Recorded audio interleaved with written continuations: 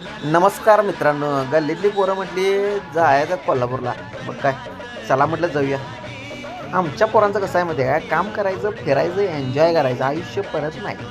हे बघा आमचे ऋषी साहेब, ऋषिकेश, तुषार मालक, किंवा आमचा बघा ओंकार मुळे आणि हा आदेश लोहार आणि ह्यो लपून बसला बघा सुजल तंगणकर. कुठं आहे? हा दिसला सुजय दिसला. ह्यो ऋषी म्हणतो माझ्याकडे घ्या जरा. ऋषी व्यवस्थित सांगतोय, आपल्याला घेऊन जातोय आता कोल्हापूरला.